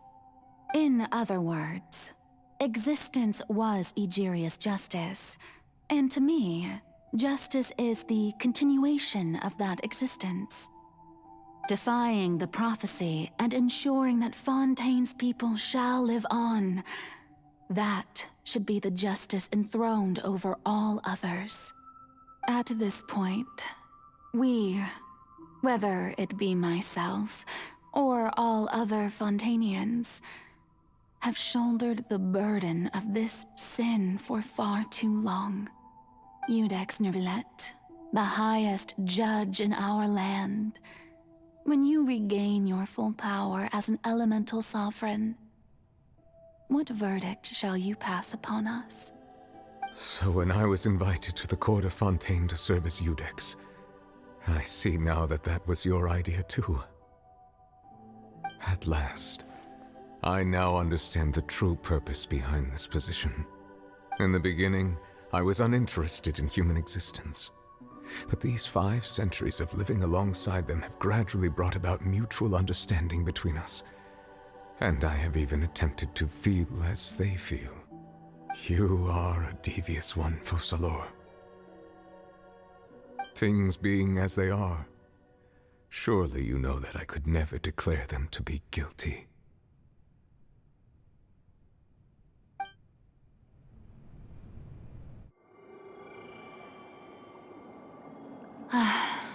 The hour of my execution is almost here. For the sinner, the curtain call has come. I know I may not sound it, but faced with death, I find myself a little afraid. Perhaps this is one thing both gods and humans have in common.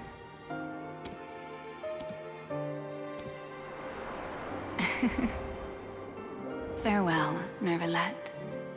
I hope you've enjoyed the part you played these 500 years.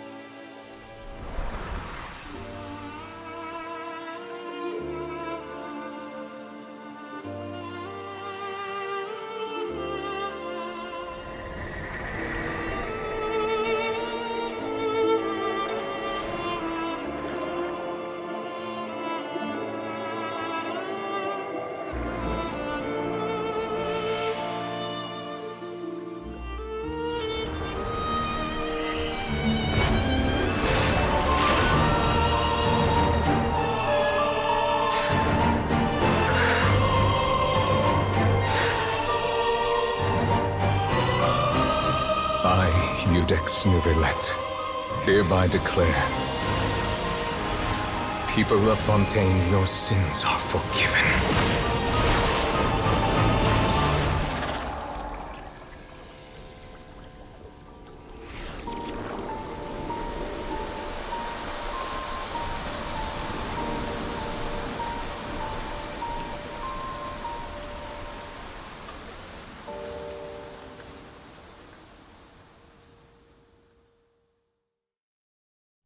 Book learning alone.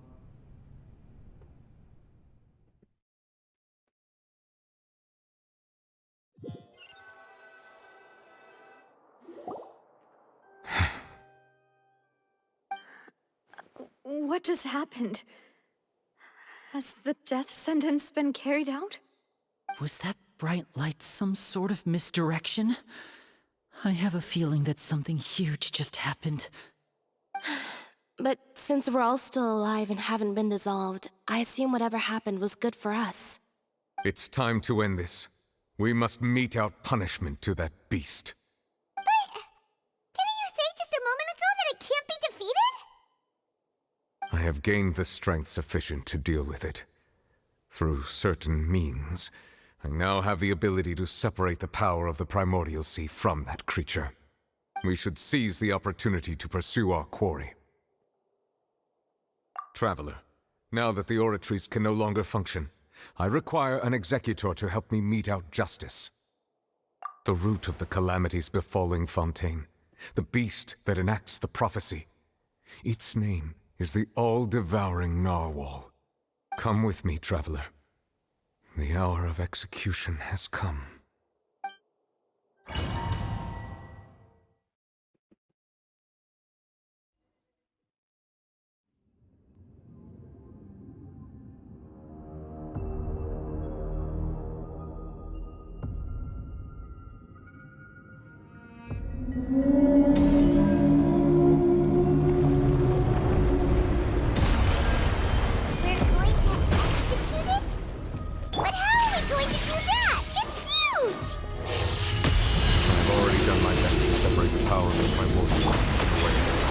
Considering the size of the beast, I cannot reach the power source.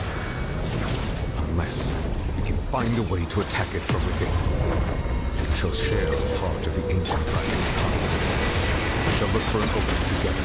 We can feel its sorrow turning into hostility. Hey! Mind the side effects. The all-devouring narwhal cannot resist its instinct to devour. Continue to trigger its hostility. Chance will present itself.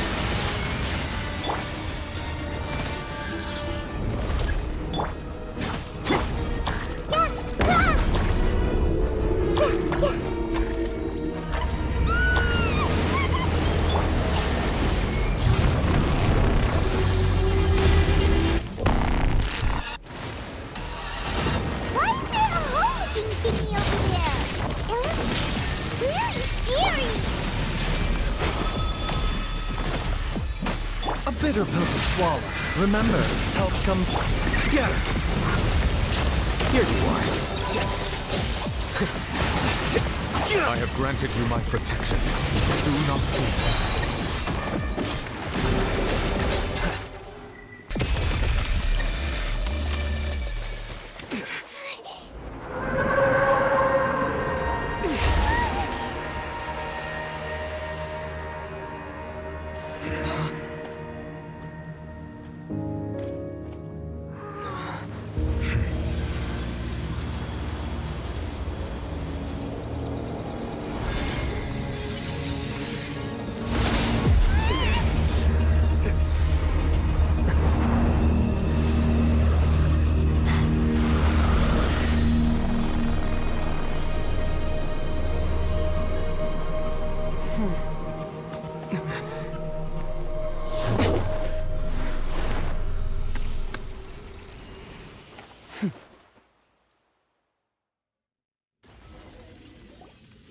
Thanks for helping with the cleanup.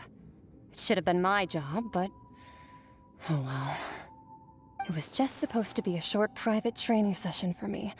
I didn't think that my disciple and my master's pet would start brawling in the meantime. Well, actually, I had a feeling that it would happen at some point, but they bumped into one another earlier than I thought. What a blunder. I suppose I'll have to swing my sword 3 million times as penance. That power. Who are you exactly? Paimon has an idea. From what she said earlier, she must be Child's master. Skirk, right? It's just that he gave us the impression that she was the less talkative person. I simply did not have anything to say to the weak. But you, on the other hand, managed to defeat the all-devouring narwhal without using power from beyond this world. So you may speak to me as equals. I have to agree. It's a strange use of a planet's primordial waters just to raise an all-devouring narwhal. That kind of power is wasted on it. It's not cooperative. It eats too much. And I have more important things to do with my time than pet sitting. The only thing that creature has going for it is its looks. All in all, it fails as a pet. Miss Skirk? I think you might have missed the point. The point being? Well, being that this pet almost destroyed an entire nation. So what sort of person is your master? Well, Child's master's master. Wait, is that right? Oh, right. So you don't know him. Sorry, I assumed you did. His name is Sertologi. Huh? I am unfamiliar with that name. Huh. So Master isn't sufficiently famous. How should I describe him then? Have you heard of the name The Fowl? The Fowl? Still nothing? Well, how about the Visionary? Vetterfulnir then? Or Gold Rhine-daughter? Ooh, that one we've heard! Rhine-daughter's part of the Hexen Circle. She's Albedo's mom, right? Oh, so you do know that name. To be honest, I also heard all of those names and titles from my master. I don't actually know them either. But I suppose you understand now, yes? My master is likely a similar sort to Rhine-daughter. They are both pursuing some form of perfection. Wait! Didn't you also mention a visionary person? Paimon didn't quite catch their name.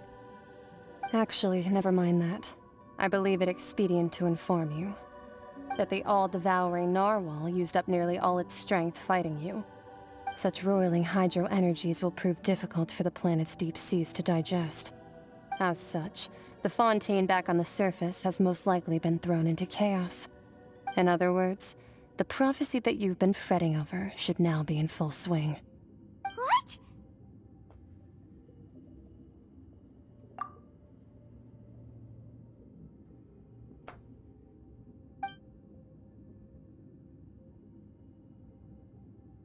Not to worry. Focalors has already managed to deceive the heavenly principles.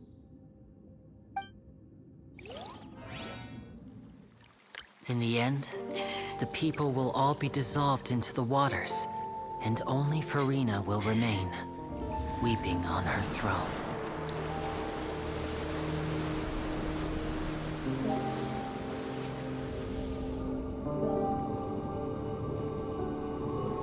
Only then will the sins of the people of Fontaine be washed away.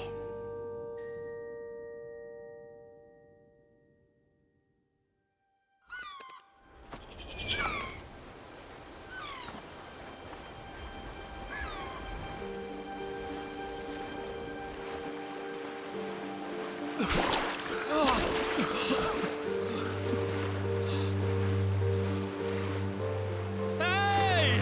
Help! Over here!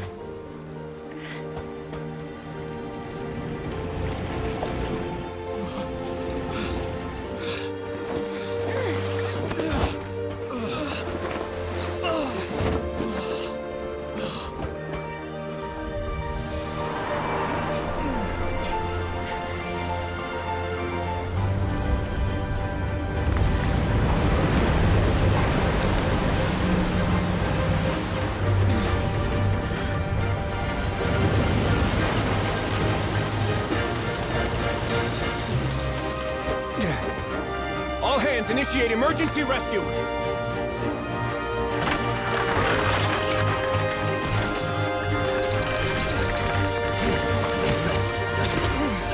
Hurry!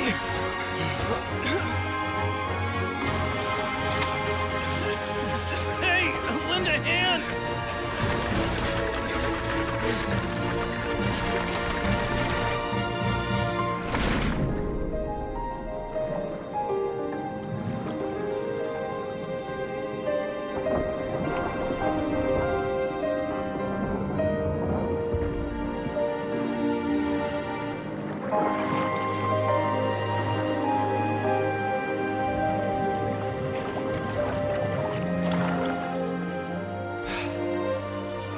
Look!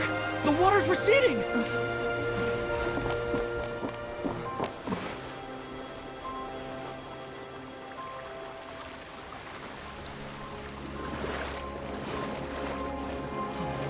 It's a miracle! Water's receding. We didn't dissolve. The prophecy was wrong. The prophecy was wrong.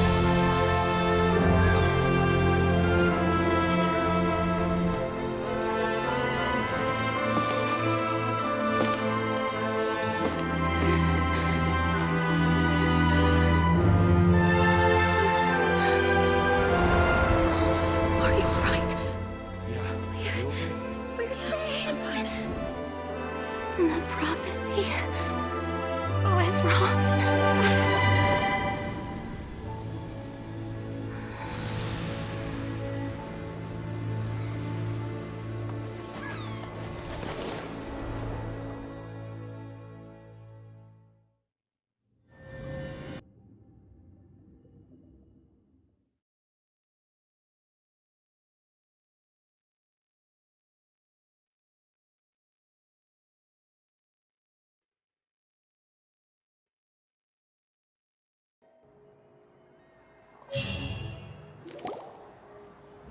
The Soil renewed! The Spina di Rasula attacks post-disaster rebuilding.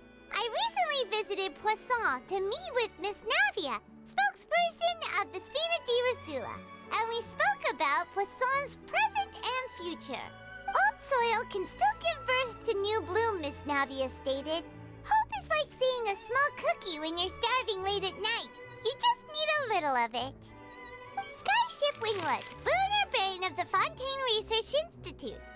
The various disputes that have arisen on account of Mr. Edwin have suddenly become a shield over the Institute, with Jurier turning out to be a once overlooked hidden gem.